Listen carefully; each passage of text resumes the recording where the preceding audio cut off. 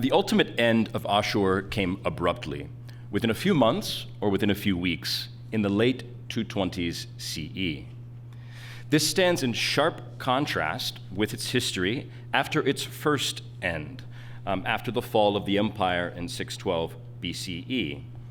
And Timothy Harrison's talk has given us a quite rich picture of what that first destruction of Ashur looked like and how horrendous that must have been to experience. For upward of 8 centuries, the political culture of the Assyrian Empire, and most importantly, its foundational cult, had outlived the empire's collapse. The dissolution of Assyria in 612 BCE left its elites, institutions, and infrastructure at least partially intact. The Neo-Babylonian conquerors sought to subjugate the great city, not to eradicate its population, its culture, or even its cities. They did, admittedly, sack some of the great Assyrian centers, as we've seen, at Nineveh, and of course, famously at Aššur in 614. They destroyed and ransacked the all-important temple of Aššur, a centerpiece of the Assyrian political culture, or as Robert put it, the Assyrian Vatican. Not my language, but not one to which I'm fundamentally opposed. Nevertheless, early 20th century excavations at Aššur have demonstrated conclusively that the imperial city experienced a restoration to something akin to its former grandeur almost immediately, or at least beginning almost immediately, after the conquest. On the ruins of the Temple of Aššur, a new structure took place, recognizing the sacrality of the site, while at the same time clearly breaking with the Assyrian architectural tradition. It's built in a recognizably Babylonian style, arguably expressing the defeat of the Assyrian deity and the establishment of a new political order. To adherents of Aššur, the site will have remained redolent of the deity synonymous with their city, with their imperial past. The site of the temple would have communicated different meanings for different communities for nearly a century after the destruction of 614, I think in a manner reminiscent of the Temple Mount in Jerusalem after the Roman destruction of the Second Temple in 70 CE or AD. The Neo-Babylonian rulers regarded the site as a manifestation of their triumph, while the subjugated population adhered to its original significance, as if in hope of restoration. For those inhabitants of Aššur who preserved the cult of its eponymous deity, another conqueror would come to realize their aspirations circa 538 BCE or BC. The Persian king of kings, Cyrus, restored the god Ashur to the city, together with what remained of its deported population that had been deported from Assyria under the Neo-Babylonians. The restored temple of Aššur would serve as the cultic center of the Assyrians and the storehouse of their political culture and institutions across a truly remarkable number of centuries, from the late 6th century BC through to the beginning of the 3rd century AD. See, I'm starting to make the switch. It then experienced a destruction from which neither the cult of Aššur nor its political culture would ever recover. The early 20th century excavators identified a layer of ash over the temple complex, datable to the early 3rd century. And inscriptions at the site allow us to date its destruction somewhat more precisely to sometime around or after 226 CE. This was the event that Walter André had described as a Feuerkatastrophe, a catastrophic conflagration that brought down the temple of Aššur, brought an end to its ancient cult, never to be restored within the sacred precincts. The great city of Aššur, too, experienced destruction, never again to be reconstructed. Only in the early Islamic era did the city reemerge as a minor settlement, growing in scale and significance in the Middle Ages, in the 12th and through 14th centuries, as the city of Al-Aqr. The complete disassociation of the settlement from Aššur suggests just how final, how complete was the break with the Assyrian tradition. The inhabitants of the region could not even recall its name. Later in my talk today, I will qualify this observation with a discussion of how Christian communities in the region would revive the Assyrian tradition, the Assyrian memory, but it's important to emphasize the destructiveness of what took place at Aššur in the early 3rd century. The systematic elimination of the symbolic heart of Assyria and, what is more, the surrounding city was a political and cultural cataclysm of world historical significance. It has, however, never adequately been explained. It's scarcely been discussed or studied seriously. It's among the signal events in the multi-millennial history of Assyria that has at best merited a few sentences or a footnote or two in histories of Assyria. It's the goal of my talk today to explain the second destruction of Aššur, and I'll do so against the backdrop of the political history of West Asia more generally in the 3rd century. This is where the relatively small site of Aššur is part of a much bigger continental story. And I'll seek to show how its destruction possesses historical significance that goes far beyond the inherent interest of the Assyrian tradition. This is an event that I think all ancient historians should not simply be aware of, but that should assign significance to. Aššur stood at the center of developments that would radically restructure the political landscape of West Asia in quite enduring ways. Let me turn to an autopsy of the second destruction of Aššur. There are no surviving written records describing what took place, no accounts of an army or a conqueror who would raise the great city. We have only the layer of ash attesting to the fires that ravaged its monuments and the inscriptions that I've mentioned that point to a destruction after the year 226. What we do possess is a comparatively rich record of destruction surviving in both written texts and the archaeological material from a nearby city, Hatra.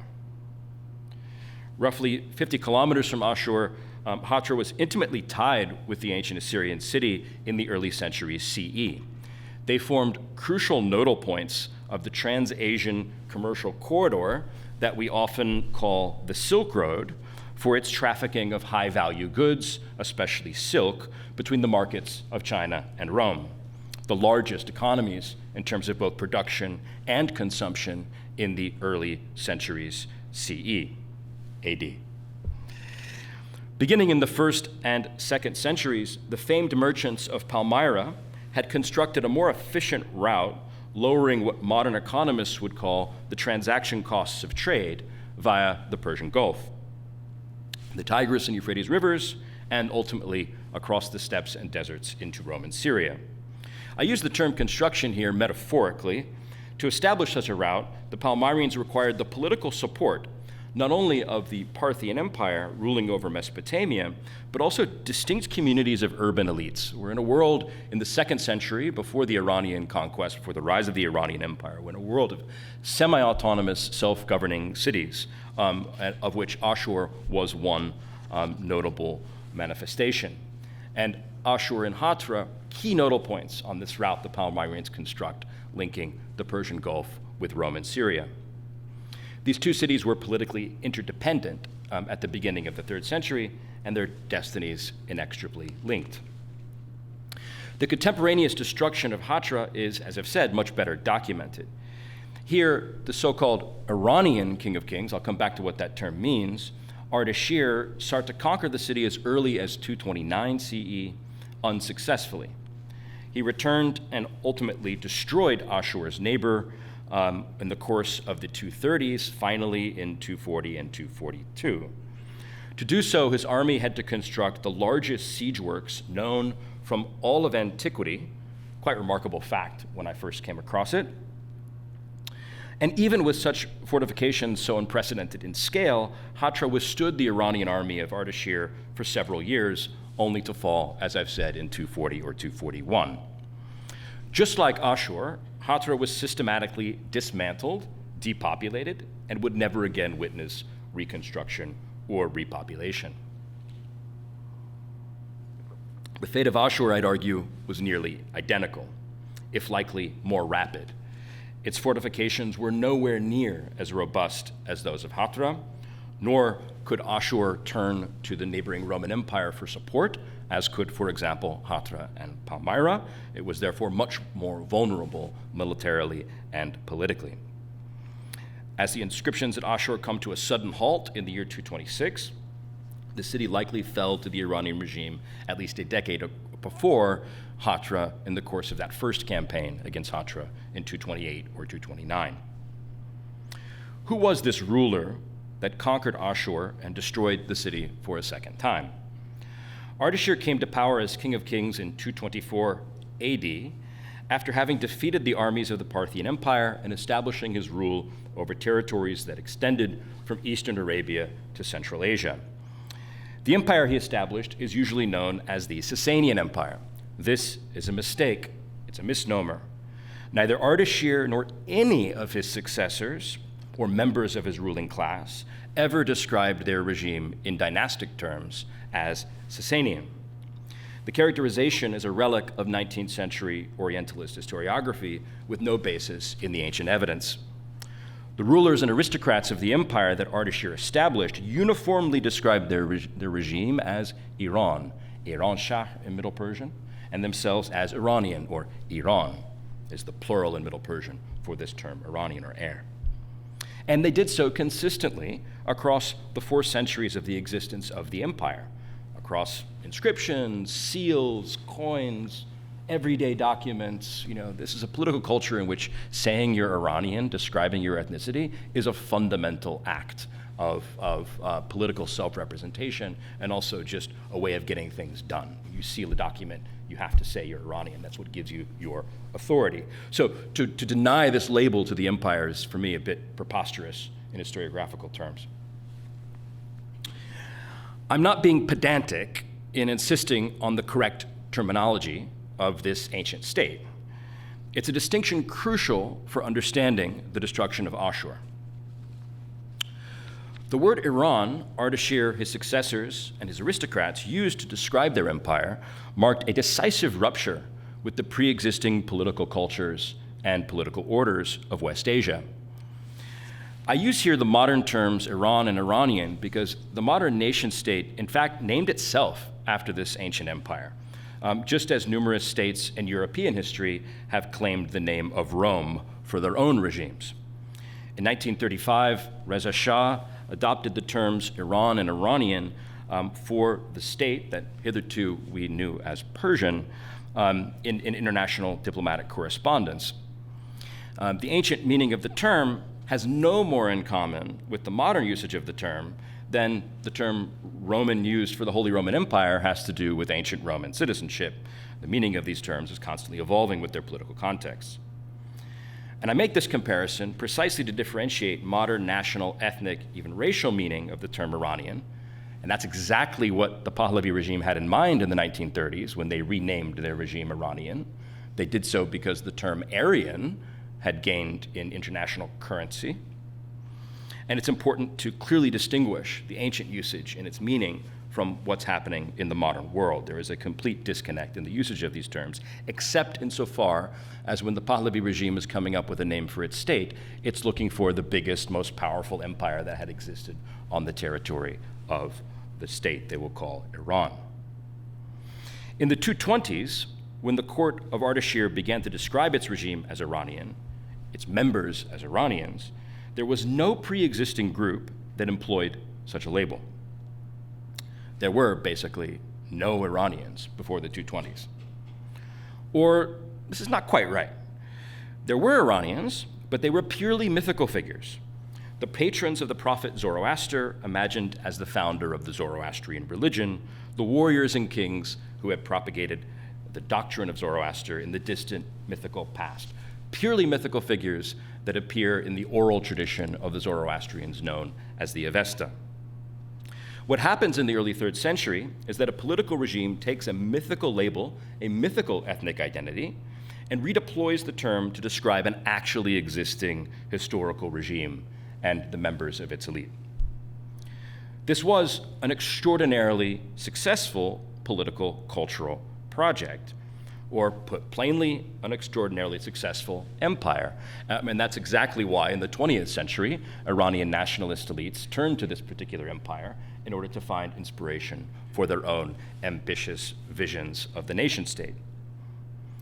The name of Iran reverberates into the modern world precisely for its success. It consolidated territories across the Middle East from the Euphrates and Eastern Arabia to Central Asia for 4 centuries. This is the longest lasting empire in the history of the ancient and medieval Middle East, and by several metrics, the most stable politically.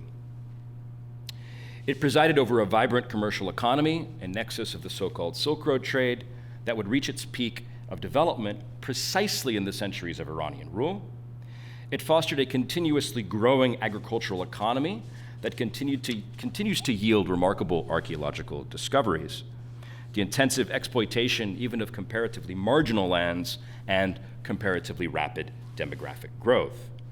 It hosted flourishing religious and intellectual communities, the rabbinic schools that produced the Babylonian Talmud, the Church of the East, the organization of Christian communities beyond the Roman Empire, from Iran to China to India and beyond, as well as philosophical and medical schools that combine Middle Eastern, South Asian, and Mediterranean classical textual traditions.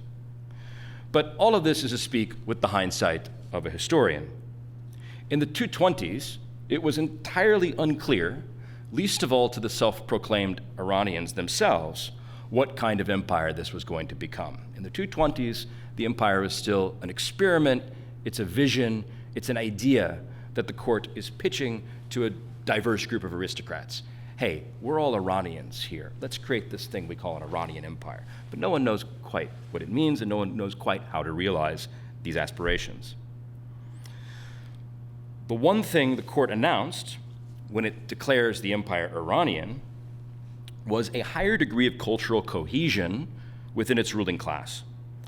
All of the top aristocrats who would form the provincial governors, the equivalent of provincial governors, military commanders, etc., would all have to be Iranian, which is to say, Zoroastrian with a particular aristocratic lineage. So the Iranian identity is a religious one, as well as an aristocratic one.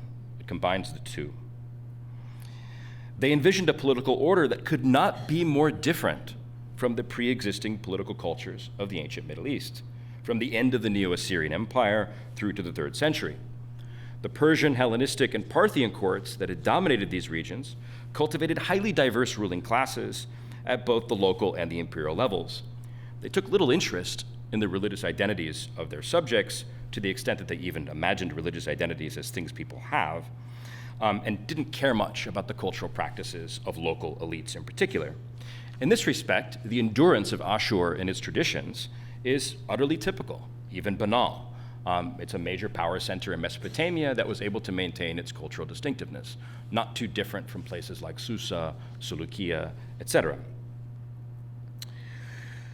The ruling class of the ancient Assyrian city that dominated this exceptionally fertile, productive region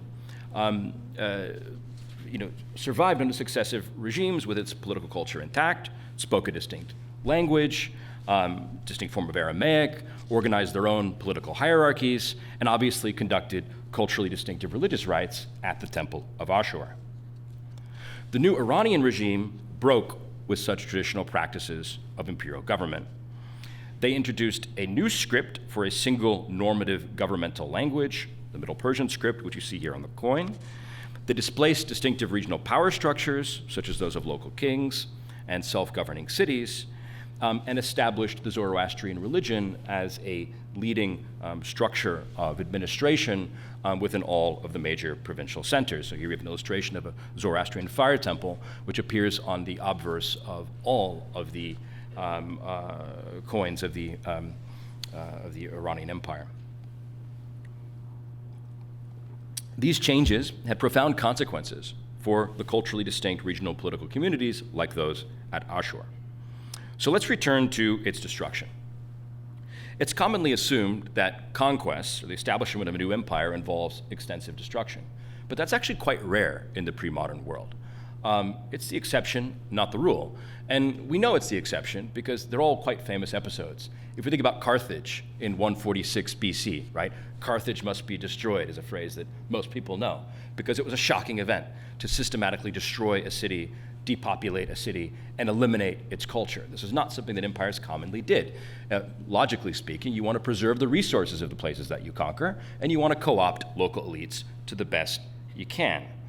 So, the kind of key question here is, why is Ashur destroyed? Why would Ardashir systematically destroy the city instead of, say, patronizing the reconstruction or restoration of its temple in the same way Cyrus had done in the late 6th century BC? This is all the more striking given the comparative dynamism of Ashur in the century preceding, or centuries plural, preceding its second destruction. In the 1st century BC and in the 2nd century CE, we have two restorations of the temple at Ashur, the first of which carefully integrates Assyrian sculptures and even cuneiform inscriptions to be very visible and prominent in the architectural complex. Of course, the population could not read cuneiform inscriptions at this stage, but nevertheless, they possessed clearly symbolic value to be put on center stage within the context of the temple. And toward the end of the 2nd century AD, a few decades before the destruction of the city, we have a wholesale reconstruction of the temple using the kind of Parthian structure of the Ivan. This is the artistic representation that you see here on your left, for a new structure designed for as a bitakitu for the celebration of the traditional Assyrian festival. Now, the mud brick construction materials used at Ashur have not weathered the centuries quite as well as the famous, well-touristed sites of Hatra and Palmyra. Of course, not so well-touristed these days, but historically speaking, right? These are cities that are famous for their development of their architecture. Ashur was likely similarly impressive, and again, it's part of this very same network. And the monuments at Palmyra and Hatra are, of course, dated to precisely the same period, right? So Ashur seems to be a place that really benefited from this boom in trans-regional trade. And what these architectural,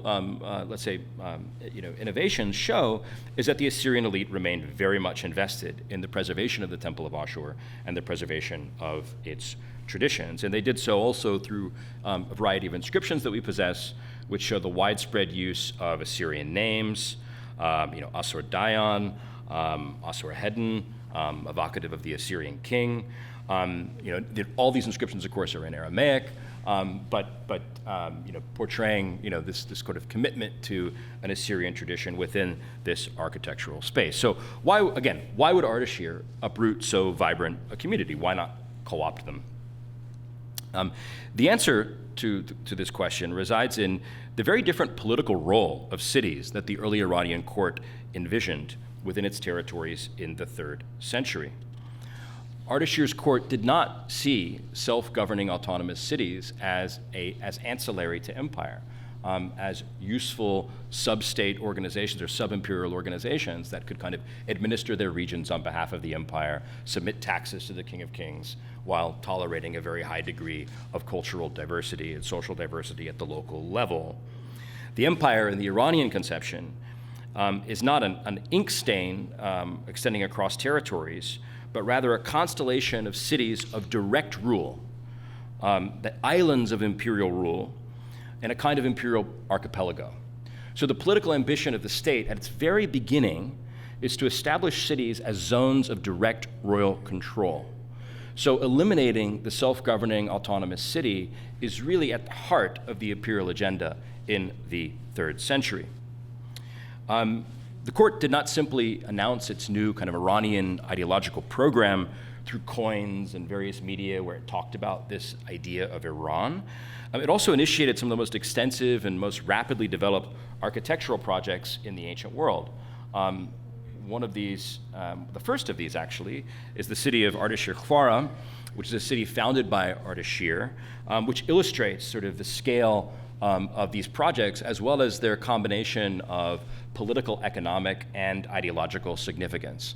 So this is located within a valley in the province of Persia, previously uninhabited valley in the province of, it had been a swamp before massive hydraulic interventions turned the entire valley, over 100 square kilometers, into arable land, with this concentric city at its very center.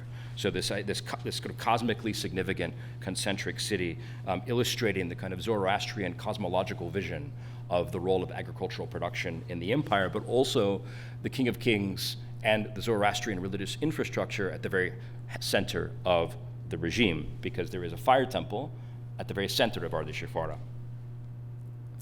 The architectural plans for Iranian cities would vary enormously, but upward of a dozen new cities are established in the early 3rd century that exhibit some common characteristics. They bear the names of Iranian rulers, and they embody royal power symbolically while also serving as centers of the royal administration, zones of concentrated direct imperial rule. The regime did not attempt to impose its vision of urbanism across the entire empire consistently. It focused on 3 regions that are somewhat obvious in hindsight: Mesopotamia, Khuzestan, and Persian Gulf. Mesopotamia and Khuzestan, fairly obvious. This is where the economic center of gravity of the empire resides, right? So controlling agricultural production in these regions is central to any political economic project. The Persian Gulf, the interest of the court in the Persian Gulf, or the Gulf if you prefer, is a testimony to the growing importance of commerce from the state's perspective. The regime is deliberately interested in controlling and taxing trade, which again brings us back to Aššur. Aššur was too crucial a nodal point in both the commercial and the agricultural economy of the empire to ignore, right? Ardashir was central, Aššur, I have Ardashir in my mind, and I've seen the image in front of me. Aššur was central both to this long-distance commercial route linking the Persian Gulf with Roman Syria and to control of the agricultural economy of northern Mesopotamia, which is by no means an insignificant dimension of the imperial fisc. And Aššur was not the only city to experience its ultimate destruction in the early Iranian era. We have 2 other cities that we know. Seleucia, the great Hellenistic capital of Mesopotamia. We don't know exactly when this event takes place, but by the early 4th century, Syriac texts refer to Seleucia as a ruined landscape. And in place of Seleucia, we have a city, again, Ardashir, named after, it's called Ve Ardashir, which means kind of cosmologically beneficial Ardashir, right next to Seleucia. So Seleucia is eliminated at the same time. Susa, the great city of Susa, we know to have been, quote, flattened by elephants and the Iranian army in the same context. Now, those are the cases that we know something about.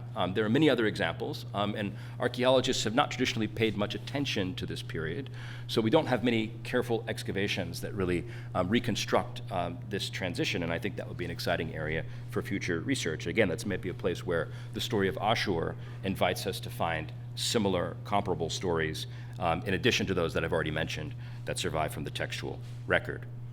My point is simple. Aššur was not alone in losing its cultural traditions together with its political autonomy in the 3rd century CE. What emerged in place of a landscape of semi-autonomous cities, including these Greek self-governing polis, in the 3rd century was an Iranian aristocratic order, an order in which landed aristocrats with Iranian aristocratic lineages dominate landholdings, for example, in northern Mesopotamia. And they also form the Zoroastrian priestly elite. And you have a famous example of a member of the Zoroastrian priestly elite on the left. These were not purely religious figures. They administered jurisprudence, they administered the tax system. They are essential to every aspect of government, and they're present within every region of the empire. So in place of sort of the self-governing cities like Aššur or Hatra, who are the winners in this story? Which cities become the major power centers? Well, the answer is quite simple. They're very familiar cities. Arbela, today's Erbil, and Karka de Beit Sloch, modern Kirkuk. So these cities actually in some ways retain their importance into the modern era. And both Arbela and Karka possessed very prominent Zoroastrian fire temples in their cityscape. That are built in this period. So again, a kind of illustration of how the social and political order and cultural order is transformed in this region from one of relatively autonomous self-governing cities operating at the behest of a distant Parthian king of kings to a political context in which we have Iranian Zoroastrian aristocrats as the dominant landowning class, and Zoroastrian, they're called mobeds. This is the figure that you see portrayed on the left as a mobed, kind of equivalent to a Christian bishop, but again with a much more prominent governmental role. These all, by the way, also are Iranian aristocrats, right? You can't be a mobed without being an aristocrat, so they're part of the same class. So we enter into a northern Mesopotamian world in which an Iranian elite is the dominant elite. And I want to emphasize at the top level of the governmental hierarchy. At kind of the middling levels, we have lots of Aramaic-speaking Christian aristocrats and Christian bishops who are quite powerful, and that's something that I've written about quite extensively. So I'm talking about kind of the dominant ruling class in the region, not the entire society. And so let me turn from that kind of image that I've evoked, which is an image of sort of erasure at the top political level. The Iranian regime integrates Ashur in its region, eliminates the temple of Ashur, eliminates the city, eliminates its political traditions. At the top level, yes. At the top level, that is replaced with a distinctive and recognizable Iranian order, which is to say a Zoroastrian aristocratic order. But that's just the story for the top stratum. The bottom strata are quite different and quite diverse, and I want to talk a little bit about those in closing. So for an audience identifying with the traditions of Ashur and Assyria more broadly, my talk might come across here as somewhat melancholic, and it's actually been described as dispiriting by one of you. And I'm sure some of you are very much looking forward to a drink at the end of a long day. And I'd like to conclude on an optimistic note, on a more positive note, concerning the endurance of Assyrian traditions. The Iranian court could destroy the temple of Ashur. It could destroy the city of Ashur. It could destroy the political language, the practices, and the rituals of an elite. It could not destroy the stories people tell, whether those people are elites or whether they are commoners. It could not destroy the memories that they chose to harbor. It could not destroy the symbols that they valued. All of that said, it's very difficult for a historian, even in the best of circumstances, to access the thought worlds or social practices of the bottom strata of society, of pre-modern societies. Even the middling strata of pre-modern societies, exceptionally difficult to study, to say anything substantive about. And I say that's a challenge in the best of times. We're not in the best of times in northern Mesopotamia in the 3rd through 6th centuries. We have virtually no evidence for what the lower strata of society in this region thought about their predicament, culturally or politically or economically, in these centuries up to the 6th century CE. Only in the 6th century, did I say CE? I meant AD. Only in the 6th century AD do we come into possession, excuse me, I'm still jet lagged, of an archive of material providing insights into the population that had once inhabited the ancient territory of Ashur. This is a corpus of saints' lives, stories of Christian saints from the major centers of northern Mesopotamia that are dated to the 6th and early 7th centuries. And they particularly come from the cities that I described as the major power centers under Iranian rule, which is Arbela and Karka. These are stories of saints who often have an Assyrian background. The 4th century martyr Mark Kardach, for example, is a descendant of Sennacherib and Nimrod. And it's kind of a long story, but Nimrod in this Assyrian tradition is reimagined as an Assyrian. His familial lineage, moreover, is associated with an ancient site, a tell, that was in fact an ancient Assyrian settlement, known as Melpi. The Christian monks and bishops that propagated these stories drew on their own scriptures, the Hebrew Bible, as well as available Greek historical traditions to tell a new history of these Assyrian kings and their descendants in northern Mesopotamia in the 6th and 7th centuries. But they're also giving Christian meaning to local stories, local memories. It's common for scholars to say that, that everything that these these Christian authors say is taken from the Hebrew Bible, and therefore there is no cultural continuity. My response to that claim is that why didn't Christian authors in other parts of the Iranian Empire, in Armenia, or in province of Persia, or in southern Iraq, or Bactria in what's now Afghanistan, right? We have writings from all of these regions, Christian writings, and they did not speak of the Assyrian tradition, right?